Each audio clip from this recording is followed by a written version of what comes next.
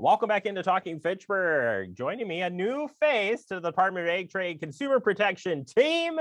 Welcome, Michael, to the show. Michael, how are you doing? Great, Jeremy. How are you? I am doing wonderful. Welcome in to Talking Fitchburg. We appreciate your time. You are joining a wonderful team. We've been partnered with DATCP for quite a while now. And love sharing out the consumer safety tips. So welcome to the show, and you get the pleasure of talking about holiday season consumer tips. We're protecting people this holiday. I do. Thanks, Jeremy. Appreciate the opportunity to be here and excited to join the team. One thing we want to kick off as we get into the shopping season, it is the busiest time of the year, and we're starting to see some early promotions for Black Friday already. You'll see the advertisements coming out for those prices being offered early, and it's typically earlier and earlier. One thing that we want to make sure you look for is reading the fine print.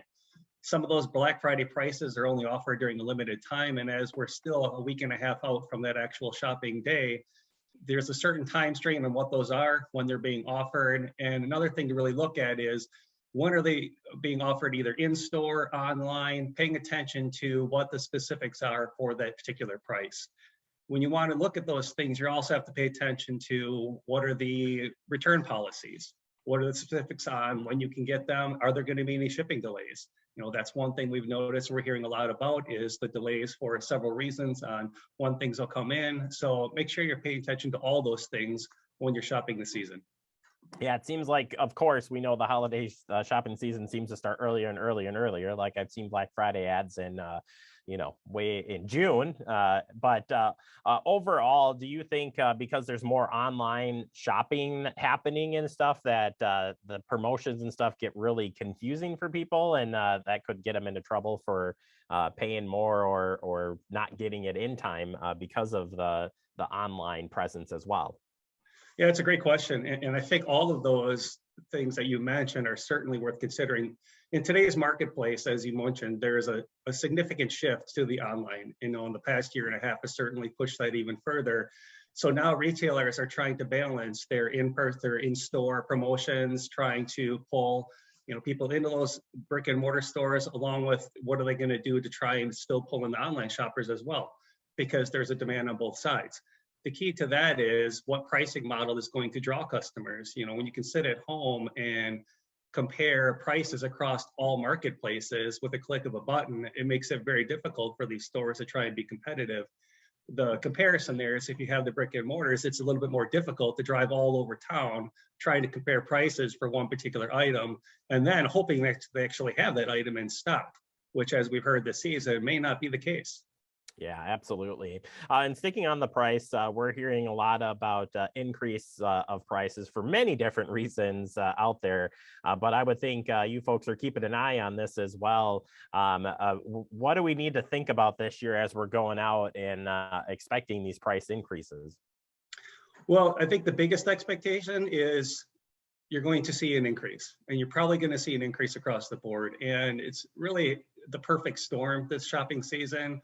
For that, we're seeing shortages on labor everywhere. Every store you go into right now has a now hiring sign, and they're looking for workers.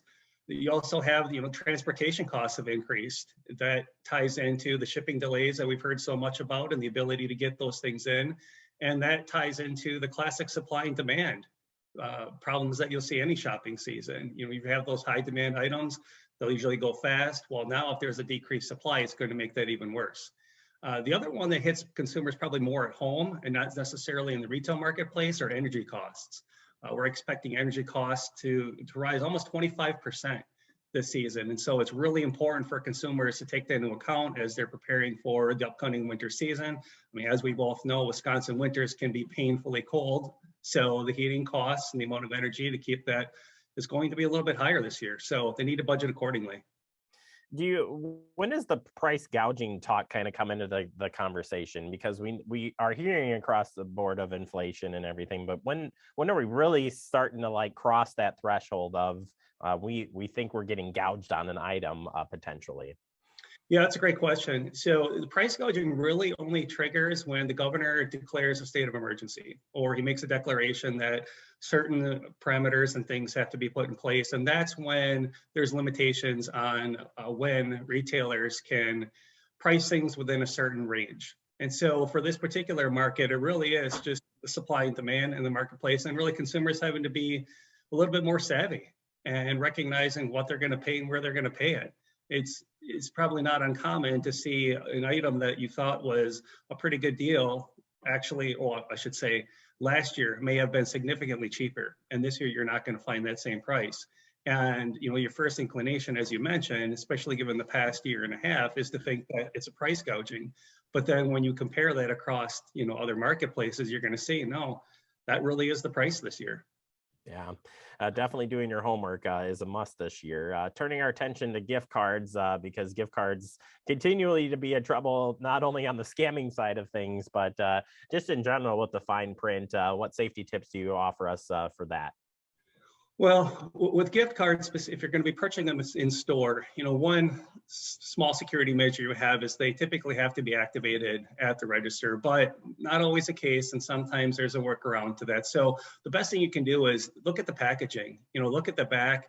If you're able to see if that scratch off and the pins are exposed, if they are, you certainly don't want to buy that card. Another is to read the fine print on those particular gift cards. Some of them will have certain time parameters and when you have to use it. Some of them actually come with fees. If you don't use it in a certain amount of time, the inactivity fees can stack up pretty quick. And so, you get or give a gift card at Christmas and you forget about it, and all of a sudden you want to use it in the next fall, and a $50 gift card is now worth $10. Finally, too, on the gift card resale. So if you see them popping up on like an eBay or a third-party site, would you recommend buying gift cards from people, I guess, in general? Yeah, it's a great question. That is one thing I would not recommend that you buy online. I would say there's a high chance that card's already been used and you have no way of verifying its true value. They may provide you and say, hey, the card that we're going to give you is these PIN numbers and that particular code, and you might check it, but you don't know that you're actually checking it on the right site either. So it's a pretty easy way to get yourself scammed. All right, Michael, you've made it through your first interview, and you have shared some great information. If people want to learn more on these safety tips and more, where can we go to? Well, I would encourage everybody to go to our website, which is www.datcp.wi.gov. And we have a long list of consumer tips to help you in a wide area. All right. Well, Michael, thank you. Looking forward to having you on the show again, and good luck on the shopping season. I know you'll have a safe one for sure, because if you don't, then I've got a lot of questions for you. Thanks, Jeremy. I appreciate it. Take care. Bet. And as Michael said, check out the website for other tips out there. They've got a whole slew of great information for you, and we want to make sure you stay safe this holiday season. We'll take a quick break. More to come. You're watching Talking Fitchburg.